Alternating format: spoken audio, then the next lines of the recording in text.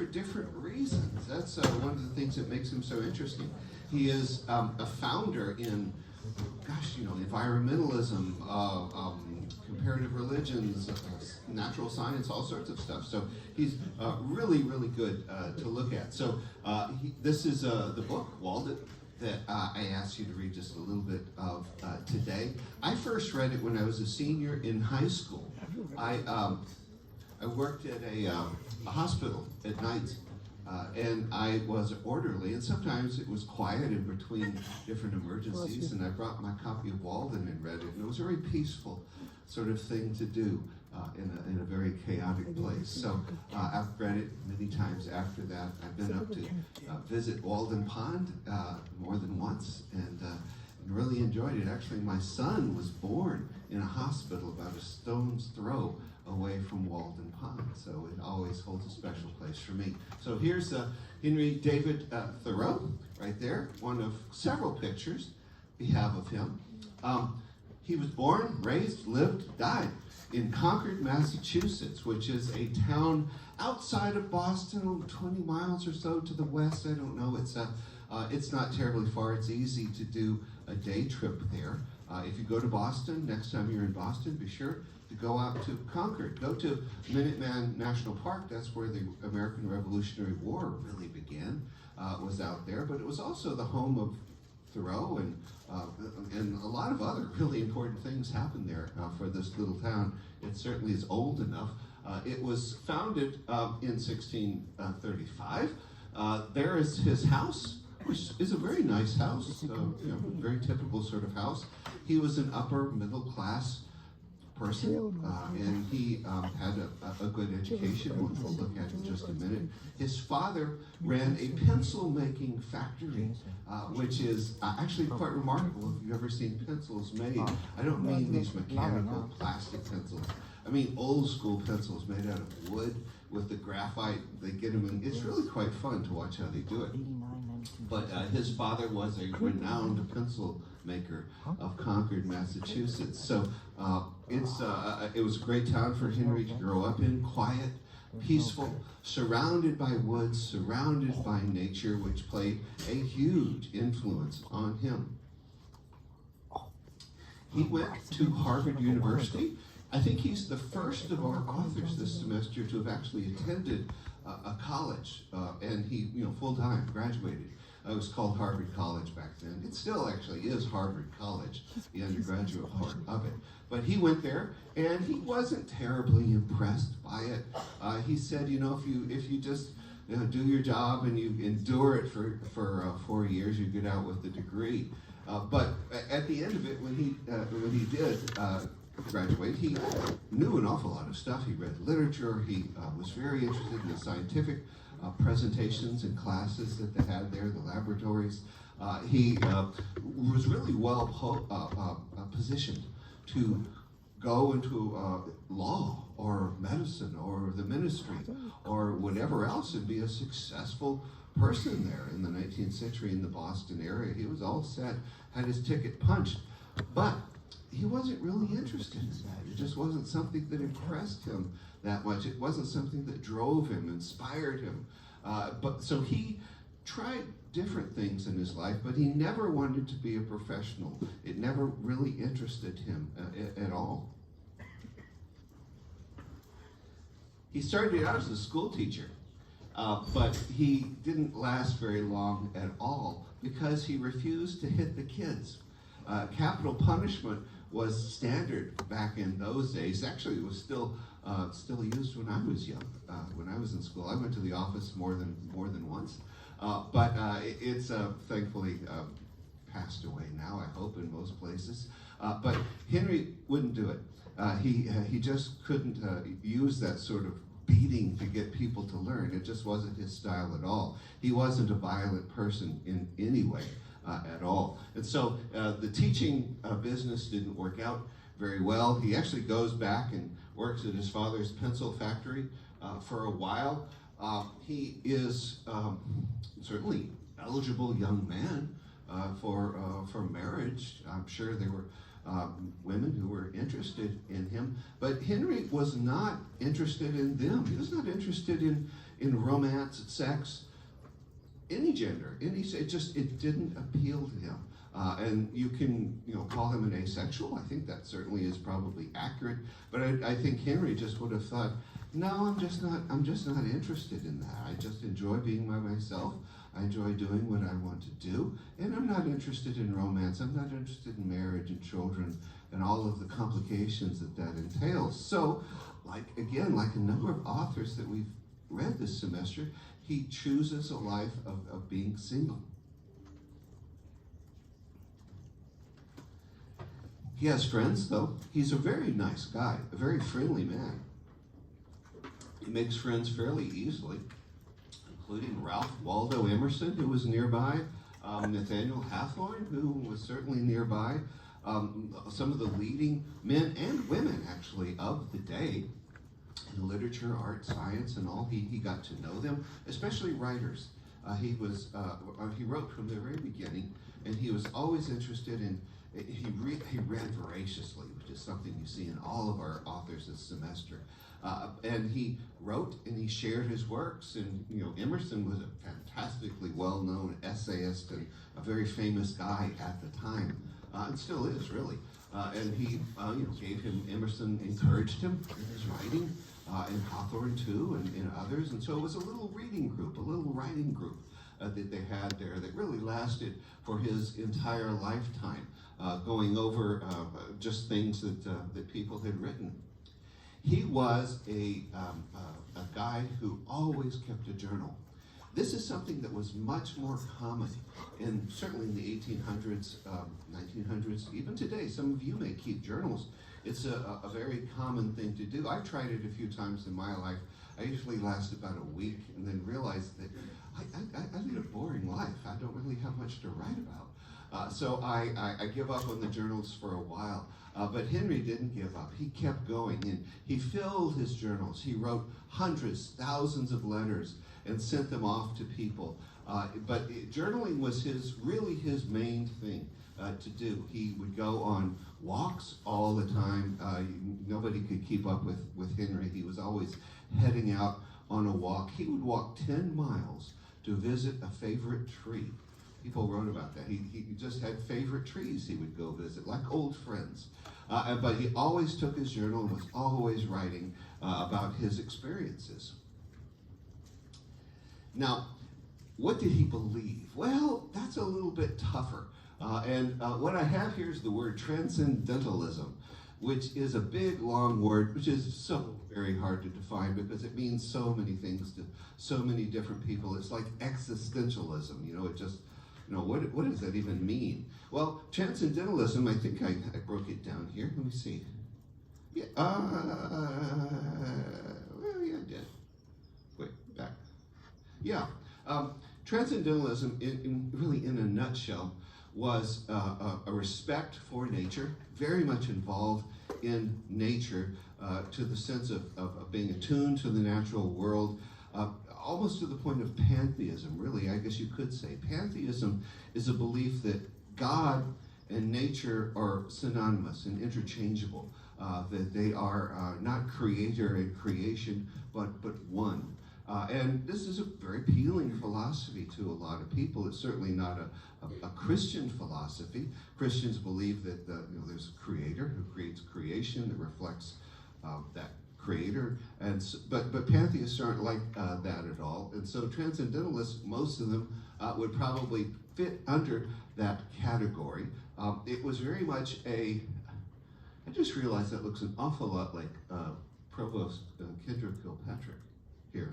I don't think it is, but it sure looks a lot like her. But transcendentalists believed in the self, the individual. They did not like authority.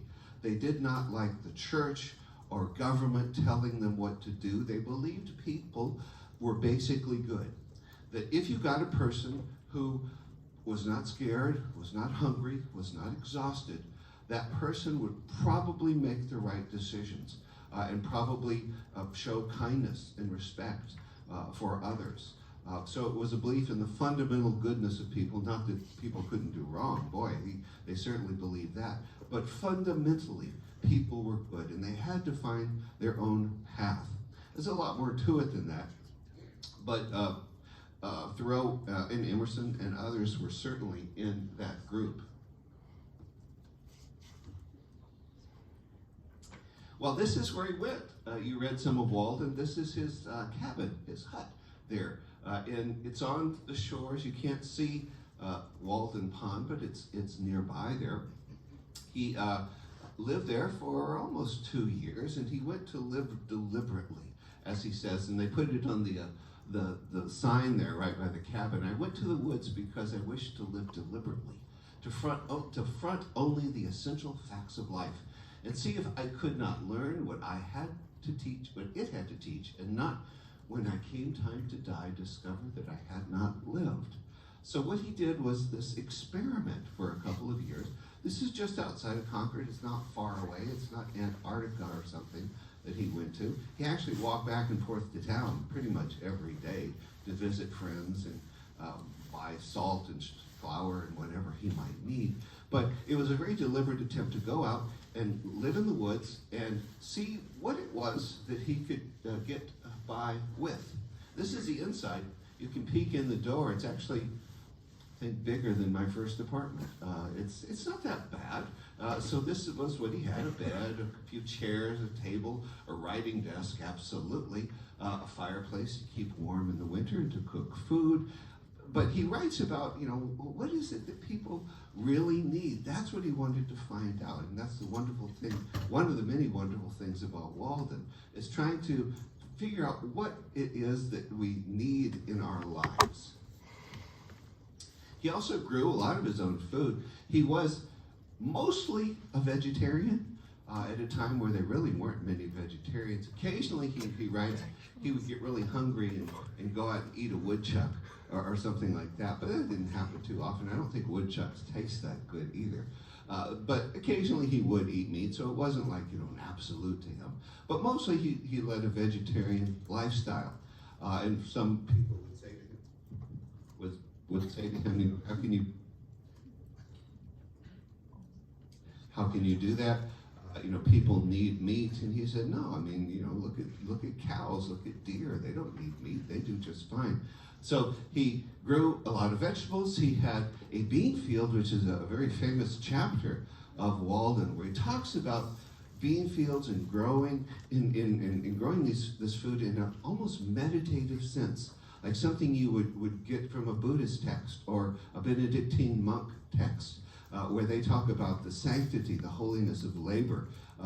That's how Thoreau writes about his bean field. And it's just a little side note that I think is interesting. My wife was an archaeologist, and she was an archaeologist there in New England when we first married, and she discovered where Thoreau's bean field was. She did the digging and whatever it is archaeologists do, and she found this. And so if you Google her, you can find that she discovered the bean field of Thoreau. Not that there's much to see at all, but still, it's kind of nice. So you can go and you can go to the bean field. You can go to Walden Pond. You can go and walk around. You can see his hut. There are a lot of people who go to Walden Pond who want to go swimming. It's a great natural pond for taking little kids. So sometimes it can be very noisy. It slopes gently into the water, so you can bring little 2 and 3 year olds there. They're going to be fine. And so it gets a little noisy, like I said, but still, it can be a very peaceful place, especially if you go not in the summer. Like go in the spring or the fall where it's too cold to swim. Go on a weekday, and you can have it with maybe just you and a few other Thoreau fans who are up there walking around Walden Pond with their copy of Walden with them. Well, Walden, the book itself, you read some parts of it, and it's full of really quotable lines. This is one of the most famous. The massive men lead lives of quiet desperation. You see that sometimes on bumper stickers even. What is called resignation is confirmed desperation, a stereotype but unconscious despair. It's concealed even under what are called the games and amusements of mankind. Well, that's kind of a timeless observation that could fit in ancient Rome, or it could fit right here, right now, at Pepperdine, the things that we waste our time from. We get lost falling down a hole of different Google links and looking at, you end up spending your whole afternoon with cat videos. It's very easy to do because, anyway, it's just easy. So Thoreau says we have to be careful of that. We really need to live a very deliberate life. It's certainly a much better way than others. And then he has this great passage, which I've thought about over the years since I first read this way back then. He's really trying to reduce life to its essential need. And he says, the grand necessity then for our bodies is to keep warm, to keep the vital heat in us, which is not usually so much of a problem in Malibu. But in Concord, Massachusetts, it can be. Even in the summer, it can get quite cold. So what he says here, he's trying to figure out what is it that people need. People need to produce and contain warmth. And if you think about it, he's right. Your clothes, your buildings, all of it is a matter of producing and containing warmth. The rest is just additional stuff on that. Not only with food and clothing and shelter, but with our beds, which are our night clothes, robbing the nests and breast of birds to prepare this shelter within a shelter, as the mole has its bed of grass and leaves at the end of its burrow. So I don't think anybody would want to live a life kind of like Diogenes the Cynic in ancient Greece, who lived naked in a giant jar. He made a point that everybody saw him naked in that giant jar, and that, really certainly didn't get him anywhere. But that was his philosophy, and I don't think Thoreau's advocating that at all. He's just doing an experiment because he loved experiments. Sometimes thought experiments, sometimes actual experiments. Well, what was going on at the time? Certain things were happening that really made a difference in Thoreau's life. One of which in the 1840s was the Mexican-American War. The United States invades Mexico. And it was quite simply a war of expansion, a war of aggression. The U.S. wanted it. Mexico, there weren't that many people living there. There were certainly enough. But it was a war to expand territory all the way to the Pacific, manifest destiny, all of the rest of it. And so the U.S. invaded Mexico, and a lot of people in the U.S. said, wait a minute, why are we doing this? Is this what we founded this country for, 75 years ago, so we could just go and invade other countries? I thought we were going to be different. I thought we weren't going to be like Napoleon. But the people who wanted expansion, won the day anyway. So that's why California is part of the U.S. today. And Thoreau was very upset about this. He wrote a lot about it. He protested, and he said, this just isn't right. We shouldn't be doing this.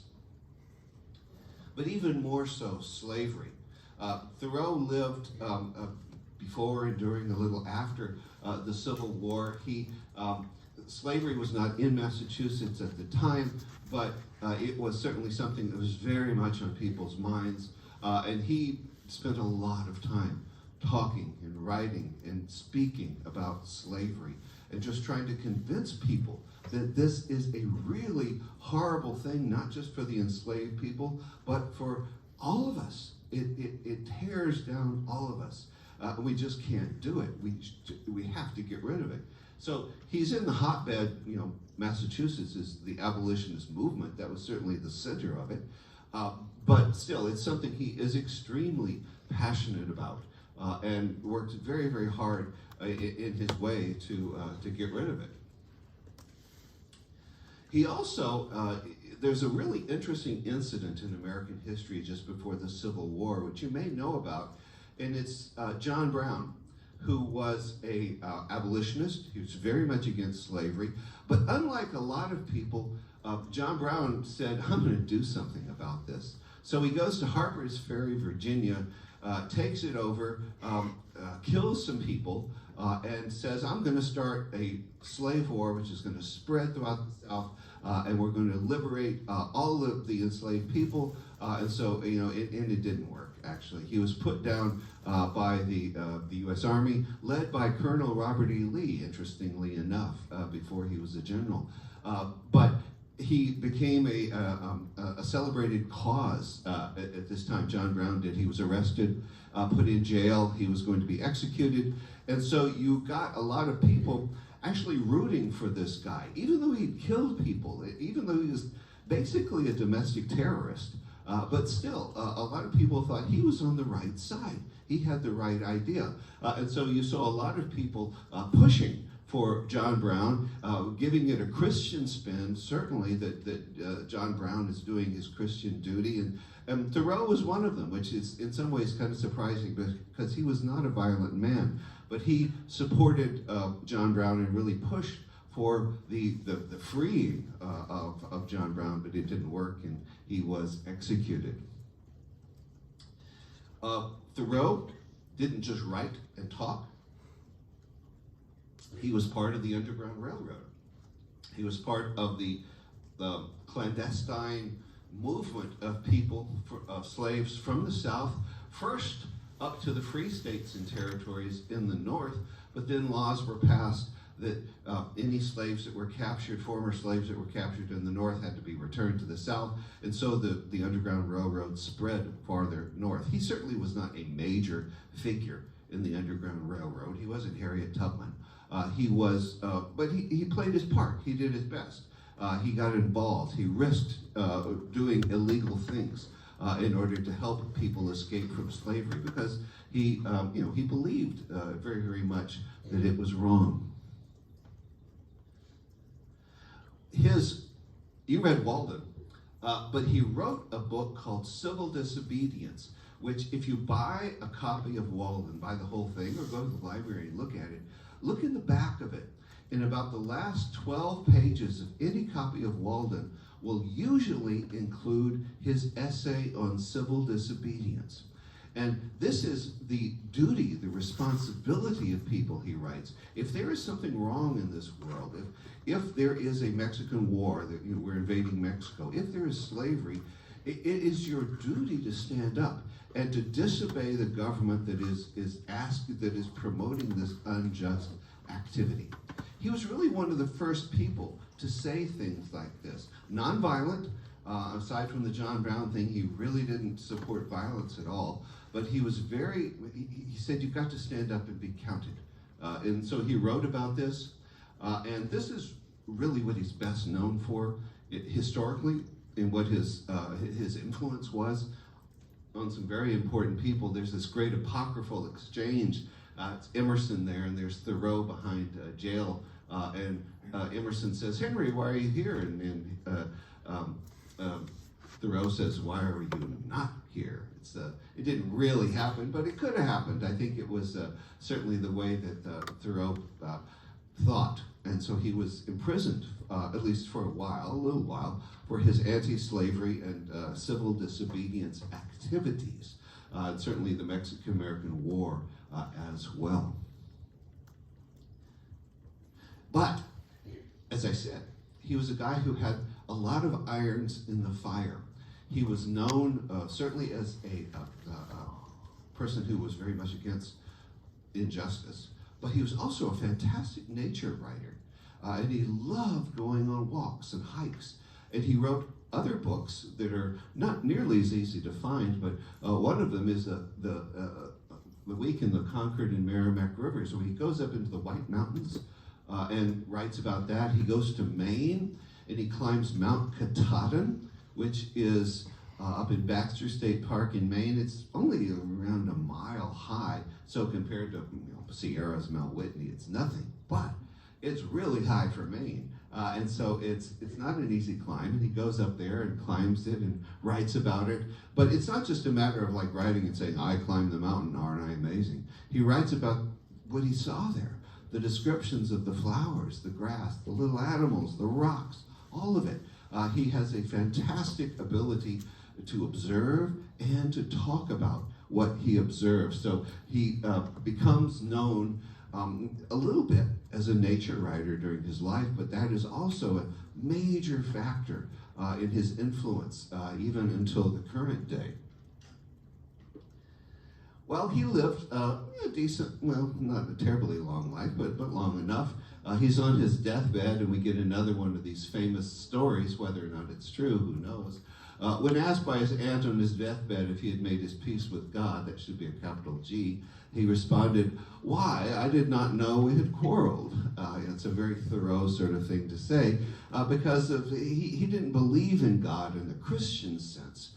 If you'd asked him if he was a Christian, he probably would have hemmed and hawed and talked about how much he appreciated Jesus and the moral teachings of Jesus, and believed that God was the spirit that blew, moved through the wind and the stars in the sky, things like that. But certainly he wouldn't be classified as an Orthodox traditional Christian by any means. So he didn't believe in original sin or anything like that. So he felt at the end he had no peace he needed to make with God because he had never quarreled with him. And when you go to Concord and you go to Walden Pond and you go into the town, in the center is a graveyard. And go to the Thoreau family plot there. There's a whole bunch of Thoreaus that are buried. And you see this very simple headstone that just says Henry.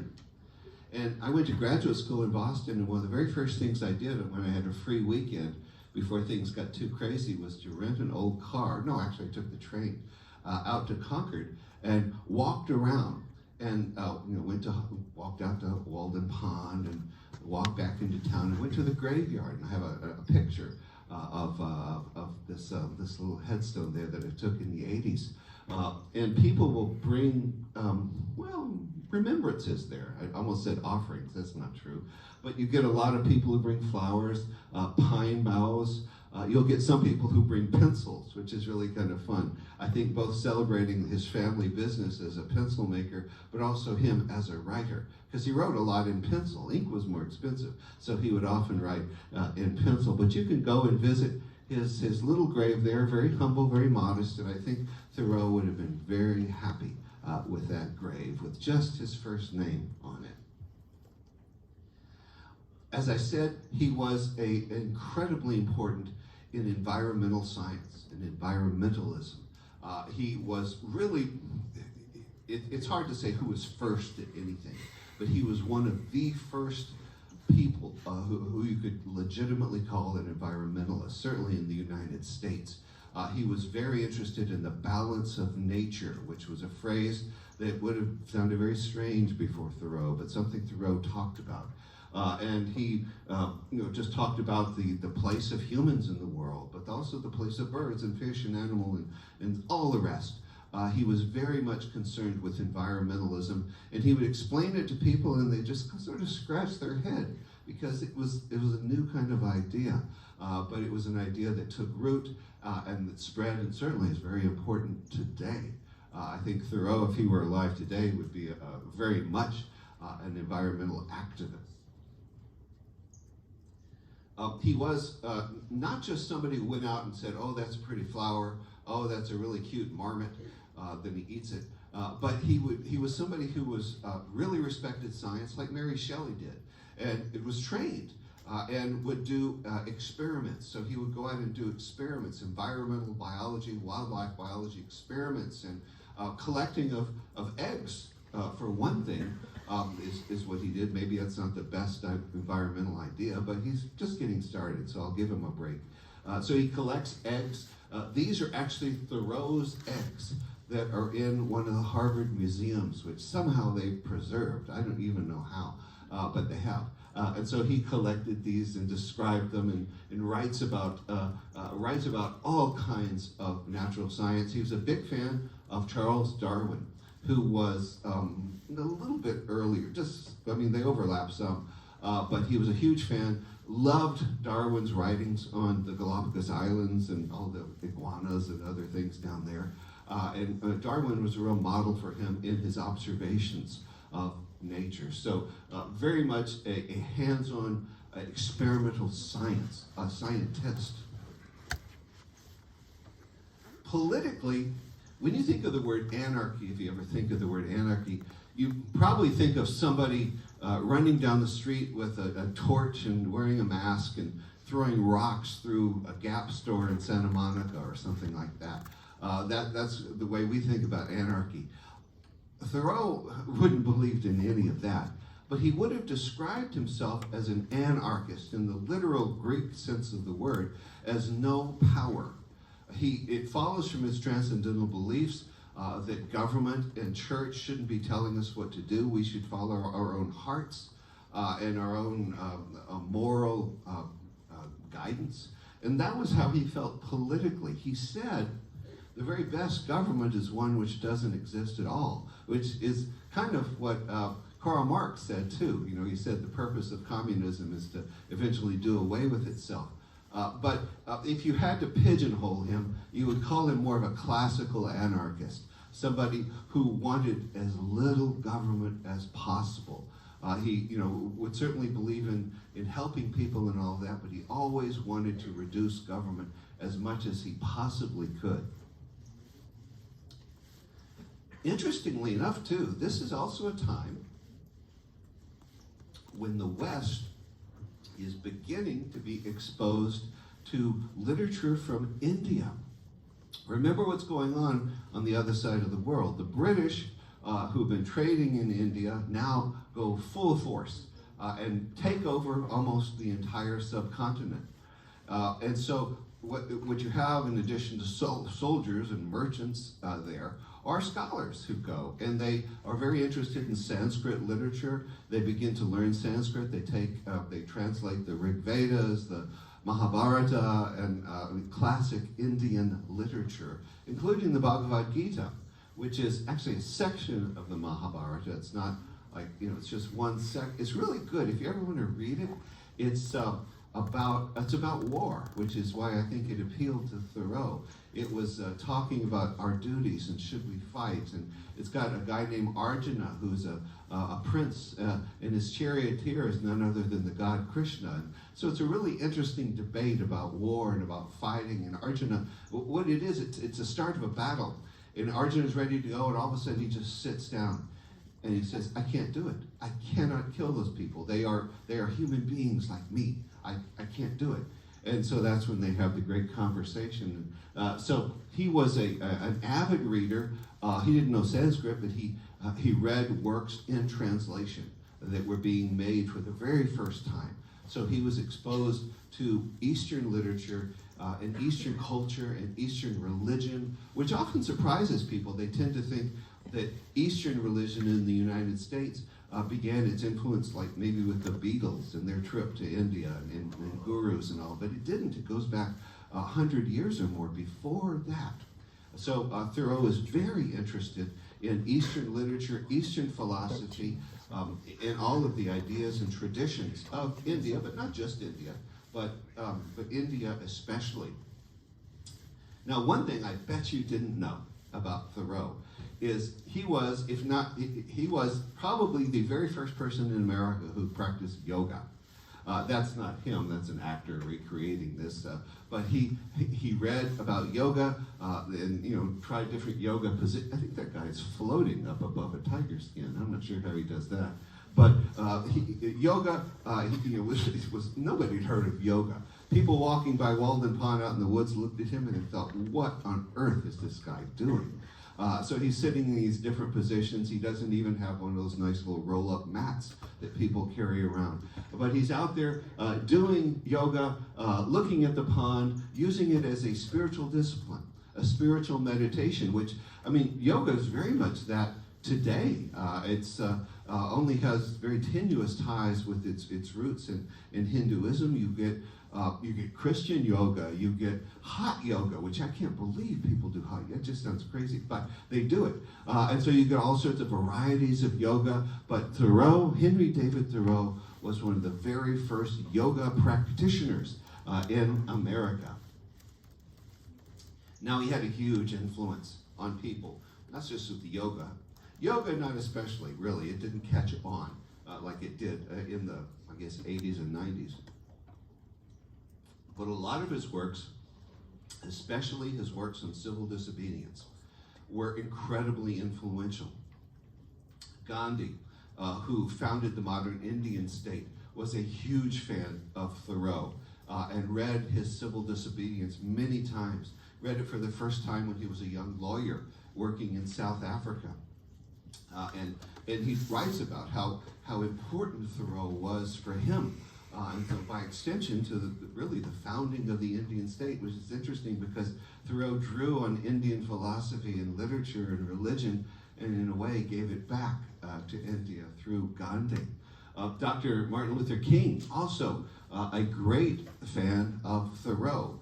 He read Thoreau, was influenced by his nonviolence, his advocacy